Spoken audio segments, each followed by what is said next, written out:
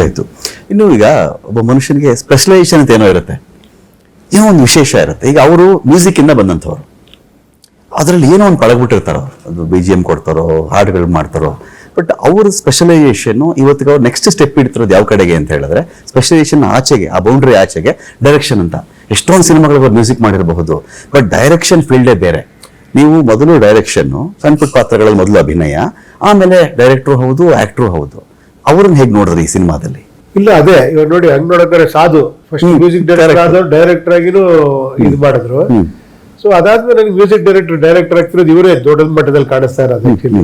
But ನನಗನ್ಸೋದೇನಂದ್ರೆ ಅವ್ರು music ಮಾಡಿದಾಗ್ಲೇನೆ ಅವ್ರಿಗೆ ಸಿಕ್ಕಾಪಟ್ಟೆ ಇದಿರುತ್ತೆ. ಯಾಕಂದ್ರೆ ತುಂಬಾ ಸಿನಿಮಾಗಳಿಗೆ ರೀ ರೆಕಾರ್ಡಿಂಗ್ ಮಾಡಿರ್ತಾರೆ, ಸಬ್ಜೆಕ್ಟ್ ಕೂತಿರ್ತಾರೆ, ಸಾಂಗ್ಗಳು ಇಲ್ಲಿ ಬರ್ಬೇಕಾ ಬೇಡವಾ ಅಂತ ಮಾತಾಡಿರ್ತಾರೆ.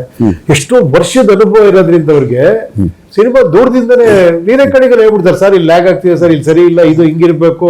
ತುಂಬಾ ಜನ ಮ್ಯೂಸಿಕ್ ಡೈರೆಕ್ಟರ್ ಎಲ್ಲರೂ ಡಿಸ್ಕಸ್ ಮಾಡ್ತಾರೆ. ಅವ್ರಿಗೆ ಅನುಭವ ಇರೋದ್ರಿಂದ. ಆಮೇಲೆ ಎರಡನೇದಾಗ ನೋಡಿ, ಅನುಭವ ಇದೆ ಅಂತ ಟಕ್ಕದ್ ಹೋಗಿಲ್ಲ ಅವರು, ಮಾಡ್ಬಿಡ್ತೀನಿ ನಾನು ಸಿನಿಮಾ ಅಂತ. ಲೈನ್ ಕೇಳಿದ್ದಾರೆ, ಲೈನ್ ಚೆನ್ನಾಗಿದೆಯಾ ಅಂತ ಡಿಸ್ಕಸ್ ಮಾಡಿದ್ದಾರೆ. ಆಮೇಲೆ ಅದನ್ನ ವಿಜುವಲ್ ಮಾಡಿದ್ದಾರೆ, ಅದನ್ನ ಪಿಕ್ಚರೈಸ್ ಮಾಡಿ ನೋಡಿ, ಅನಿಮೇಷನ್ ಪಿಕ್ಚರ್ ಮಾಡಿ ನೋಡಿ, ಅದನ್ನ ತೋರಿಸಿ, ಅದಕ್ಕೆ ಆರ್ ಮಾಡಿ ಡಬ್ಬಿಂಗ್ ಮಾಡಿ, ಎಲ್ಲಾ ಕ್ಯಾರೆಕ್ಟರ್ಗೂ ಡಬ್ಬಿಂಗ್ ಮಾಡಿದ್ದಾರೆ. ಅಂದ್ರೆ ಯಾವ ಲೆವೆಲ್ ಪರ್ಫೆಕ್ಷನ್ ಇರ್ಬೋದು ಅವರು ಅಂತ ನೀವೇ ಯೋಚನೆ ಮಾಡ್ಬೋದು. ಆ ವಿಷಯದಲ್ಲಿ ಬಹಳ ಖುಷಿ ಅನ್ಸುತ್ತೆ. ಈಗ ಅವ್ರ ಮ್ಯೂಸಿಕ್ ವಿಶೇಷ ಪರಿಣಿತಿ ಅದ್ರಲ್ಲಿ ಇರುತ್ತೆ ಅಂದಾಗ ಆ ಕಡೆ ಎಳೆ ಕಡೆ ಸ್ವಲ್ಪ ಜಾಸ್ತಿ ಫೋಕಸ್ ಮಾಡ್ಬಿಡ್ತಾರೆ ಸಮಟೈಮ್ಸ್. ಇಲ್ಲಿ ಹೇಗೆ ಬ್ಯಾಲೆನ್ಸ್ ಮಾಡ್ಕೊಂಡಿದ್ದಾರೆ ಅದನ್ನ? ಅಲ್ಲ, ಅದನ್ನ ಇವಾಗ ನೋಡಿ ಹೇಳ್ಬೇಕು ಜನ ಆಕ್ಚುಲಿ. ಯಾಕಂದ್ರೆ ನಮ್ಗೆ ಖಂಡಿತ ನಮ್ಗೆಲ್ಲರಿಗೂ ನೋಡಿದೀವಿ, ಖುಷಿಯಾಗಿದೆ, we are all happy. But ಜನ ನೋಡಿ ಹೇಳ್ಬೇಕು ಆಕ್ಚುಲಿ. ಒಬ್ಬ ಮ್ಯೂಸಿಕ್ ಡೈರೆಕ್ಟರ್ ಅವ್ರು ಆಲ್ರೆಡಿ ಪ್ರೂವನ್. ಈಗ ನೆಕ್ಸ್ಟ್ ಡೈರೆಕ್ಟರ್ ಆಗಿ ಯಾವ ತರ ಮಾರ್ಕ್ ಕೊಡ್ತಾರೆ ಅಂತ ನನಗೆ ಟ್ರೈಲರ್ ಬಂದಾಗ ತುಂಬಾ ಇದು ಅನ್ನಿಸ್ತು. ಯಾಕಂದ್ರೆ ಟ್ರೈಲರ್ ನ ತುಂಬಾ ಮಾತಾಡೋದು. ಫಸ್ಟ್ ಏನ್ ಅನ್ಕೊಂಡಿರೋ 3 ಆರ್ಟಿಸ್ಟ್ ಹಾಕಿದ್ದಾರೆ, ಏನೋ ಒಂದ್ ಈ ತರ ಮಾಡಿದ್ರು, ಒಂದೆಲ್ಲ ಒಂದಿತ್ತು.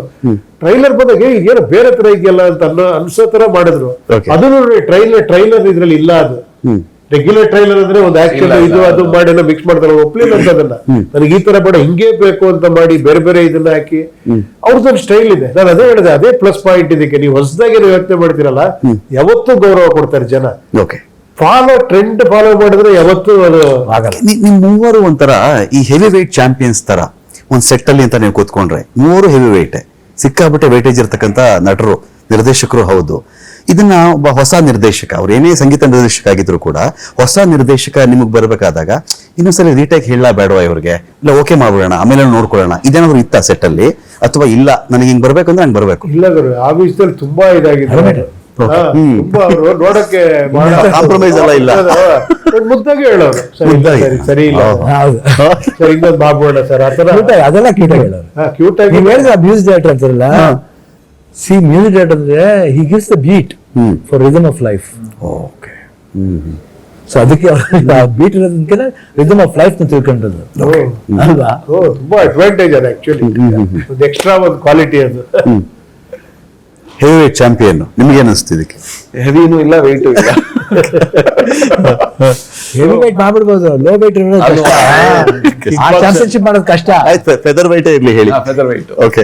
ನೀವು ಬಾಕ್ಸಿಂಗ್ ಎಲ್ಲ ಫಾಲೋ ಮಾಡ್ತೀರಾ? ಸೊ ಅರ್ಜುನ್ ಜನ್ಯ ಅವರ ದೊಡ್ಡ ಒಳ್ಳೆ ಕ್ವಾಲಿಟಿ ಹಠ.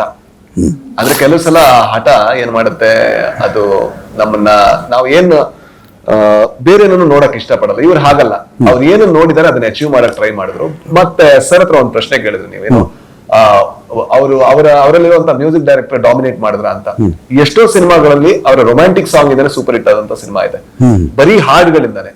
ಇದರಲ್ಲಿ ಬ್ಯಾಕ್ ಗ್ರೌಂಡ್ ಸ್ಕೋರ್ ಆಗಿ ಯೂಸ್ ಮಾಡ್ಕೊಂಡಿದ್ದಾರೆ. ಅಂದ್ರೆ ಅದರ ಅರ್ಥ ಅವರ ಮೇನ್ ಸ್ಟ್ರೆಂತ್ ಅನ್ನ ಬಿಟ್ಟು ಹೊಸ ಟ್ರೈ ಮಾಡಕ್ ಪ್ರಯತ್ನ ಪಟ್ಟಿದ್ದಾರೆ. ಇದು ಇಡೀ ಸಿನಿಮಾದಲ್ಲೂ ಕೂಡ ಹಾಗೆ ಬಂದಿದೆ. ಸಾಂಗೇ ಇಲ್ಲ ನೋಡಿ, ಸಾಂಗೇ ಇಲ್ಲ. Sometimes Shivanna, life ends with your comfort zone ಅಂತಾರೆ.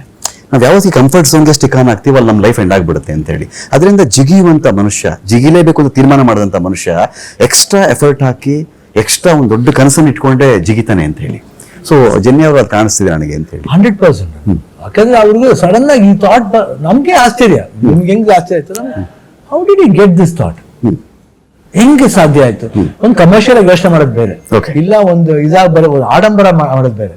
ಬಟ್ ಎಲ್ಲದನ್ನು ಬಿಟ್ಟು ಒಂದು ಒಂದು ವಿಭಿನ್ನವಾದ ರೀತಿ ವಿಭಿನ್ನವಾದ ಶೈಲಿ ತೆಗಿಬೇಕಂತ ಹೆಂಗ್ ಬಂತು, ಇನ್ನೊಂದು ವರ್ಲ್ಡ್ ಅಂತ ಹೆಂಗ್ ಅವ್ರಿಗೆ ಜ್ಞಾಪಕ ಇದು ಬಂತು ಅನ್ನೋದು ಒಂದು ಆಶ್ಚರ್ಯ. ಐ ಥಿಂಕ್ ಈ ವಾಂಟೆಡ್ ಇಲ್ಲ ಅದು ಹೇಳ್ತಾರಂತ ಅವ್ರು ರಿಲೀಸ್ ಆದ್ಮೇಲೆ ಹೇಳ್ತೀನಿ ಏನಕ್ಕೆ ನನಗೆ ಇದು ಥಾಟ್ ಬಂತು ಅಂತ ಅವ್ರು ಅದನ್ನ ಮುಚ್ಚಿಟ್ಟಿದ್ದಾರೆ. ಅದು ಎಲ್ಲಿಂದ ಈ ಥಾಟ್ ಬಂತು ಅನ್ನೋದನ್ನ ರಿಲೀಸ್ ಆದ್ಮೇಲೆ ಹೇಳ್ತೀನಿ